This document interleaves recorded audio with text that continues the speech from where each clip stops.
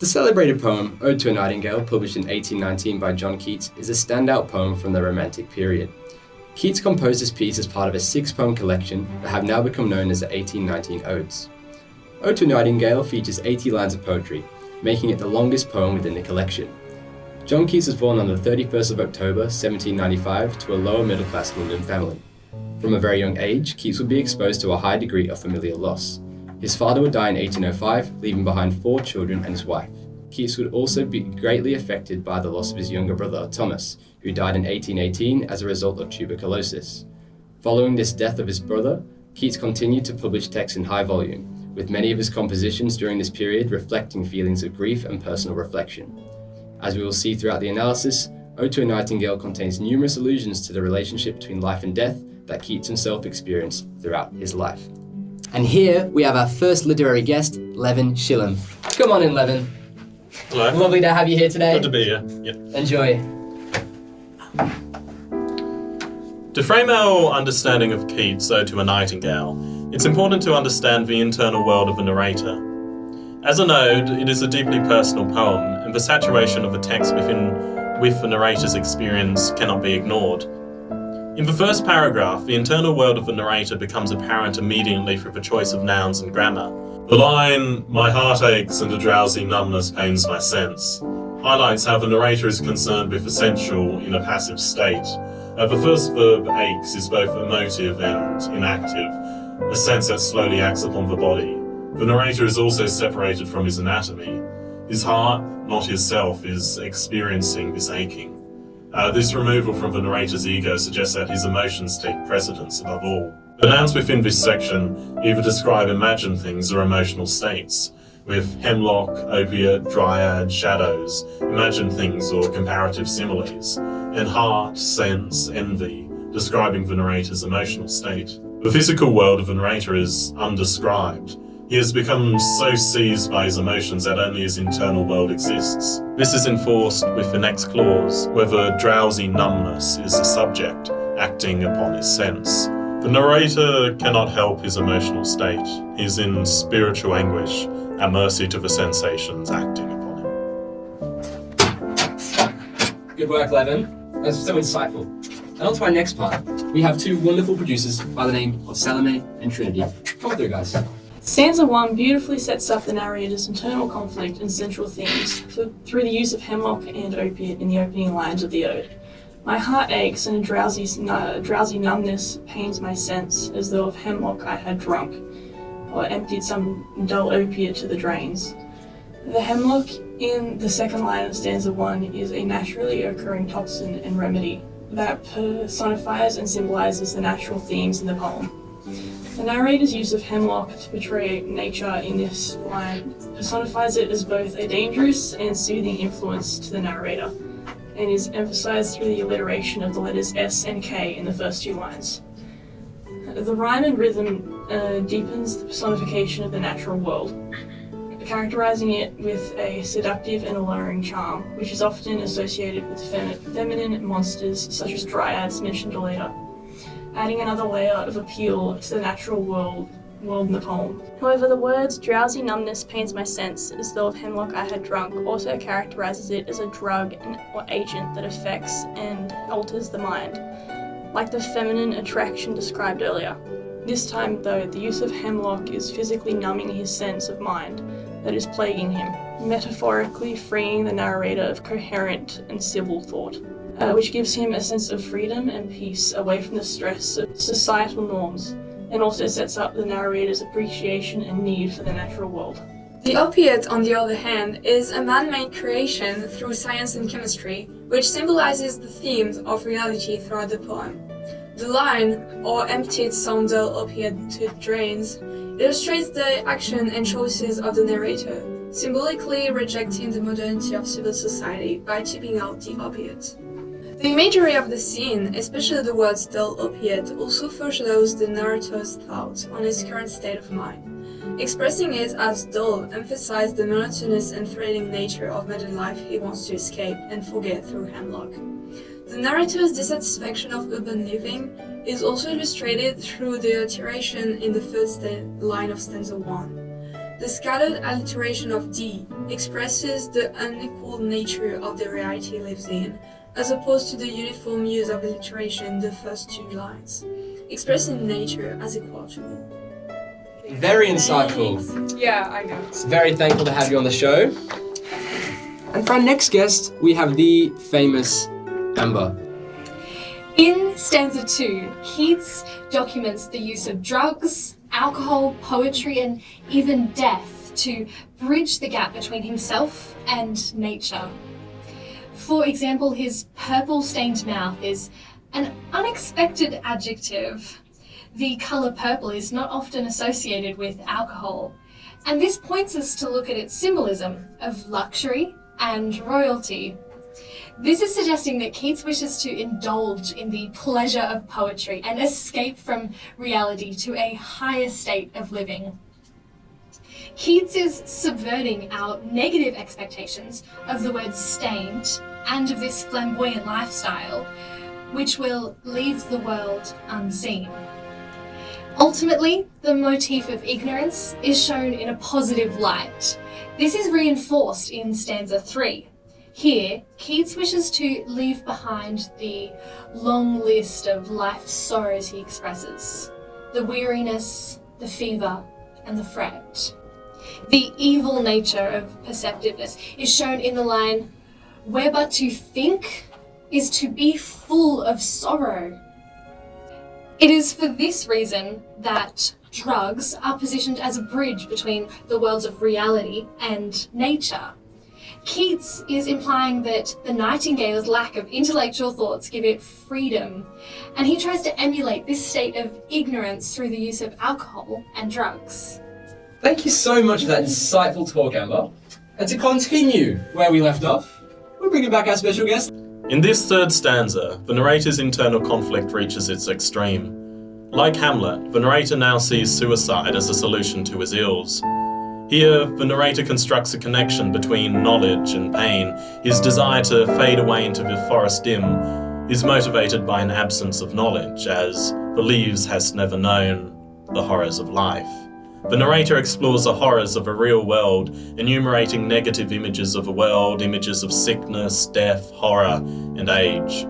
Additionally, the personified beauty is seen to lose a component of herself. Her lustrous eyes, the elements of an ideal natural world, are seen to be destroyed in the real world. Thank you so much, Levin, for that insightful talk.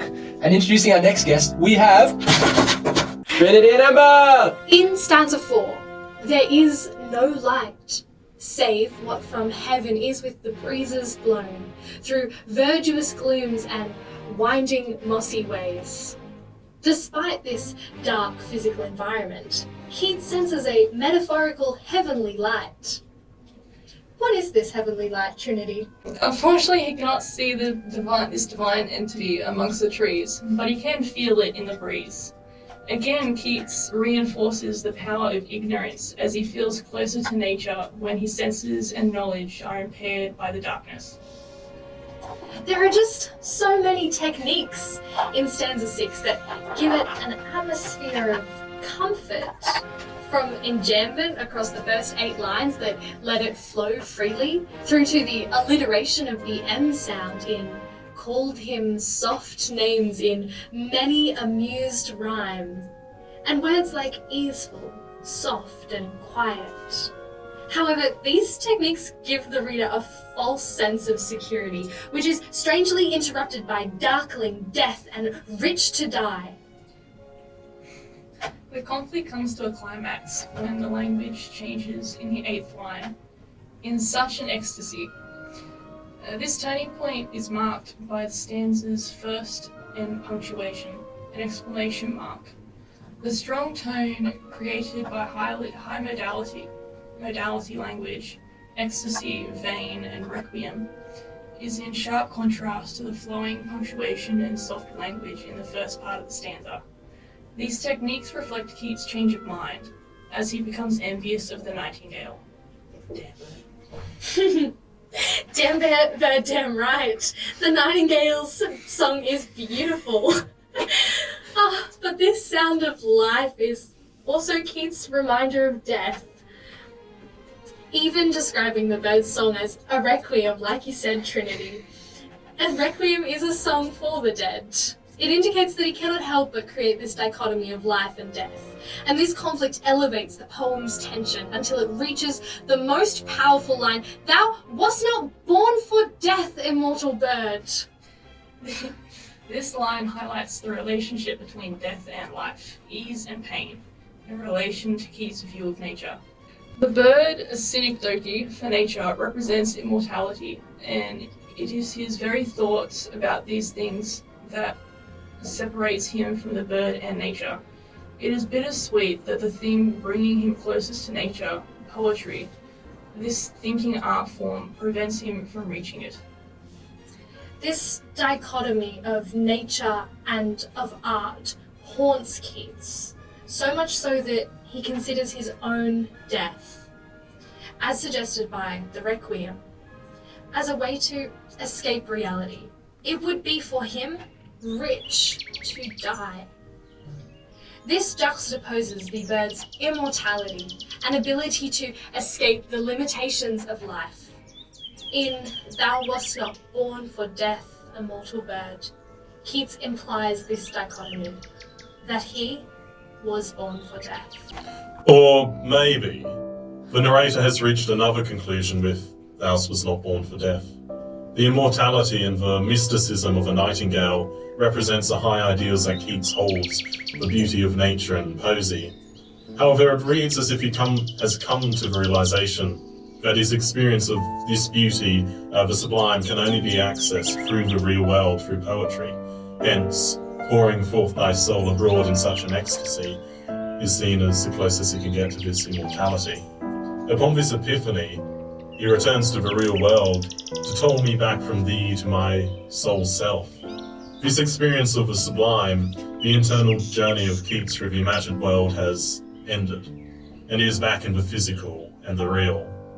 Whilst the question of suicide has its resolution, he cannot kill himself and experience the sublime. The conflict between reality and imagined ideals are not. The poem ends with a question: was it a vision or a waking dream? Fled is that music, do I wake or sleep? Whilst the question of living has been resolved, the question of existence has not. What a poignant thought to end that discussion on. You can go now. Nice to have you on the show, Salome. Truly, it's a pleasure. It's always good. I'm so nice being here today. So, what a beautiful analysis from our experts. Would you have anything to add in order to convince our beautiful, dear readers to dive into the world of poetry and read Ode to a Nightingale? Well, I would argue that reading Ode to a Nightingale is a journey, both intellectual and emotional. Keats uses rich vocabulary to paint a beautiful scenery and describe the nightingale song, symbol of its immortality. The numerous stylistic devices present in the text, such as metaphors, alliteration, and enjambments. Throughout the poem, death and existence are questioned. Keats evokes the conflict between humanity and nature, a conflict that can't even be reflected in today's society. Nature is glorified while the human condition is perceived as ephemeral and painful. Keats also tackles escapism, using drugs, alcohol, and imagination as a way to evade the reality of his depression, a theme still relevant in today's society.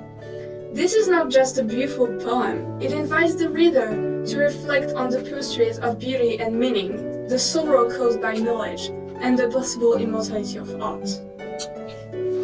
So could we say that Ode to a Nightingale is the quintessence of romantic poetry? Absolutely! Really? This poem features grandiose depiction of nature, intervention of the sublime, spiritual reflection, and a focus on imagination and creativity.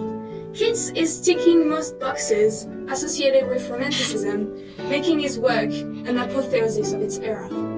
Incredible. And I bet it was well received by critics as well. Indeed! For example, in 1820, a year after the release of the poem, Leigh Hunt wrote for The Indicator, "There is that mixture in it of real melancholy and imaginative relief, which poetry alone presents us in her charmed cup." And he went on to write again in 1835, this time for the London Journal, that the poem had then this mortal illness upon him, and knew it, but had felt for he was so deeply in love with them. Later criticism praises it as well. In 1917, Sidney Colvin argued that throughout this ode, Keats' genius is at its height. Much more recently, in 1983, Ellen Vedler describes it as the most personal, the most apparently spontaneous, the most immediately beautiful, and the most confessional of Keats' odes. So yes, the poem has been well appreciated since its release, and will probably continue to be.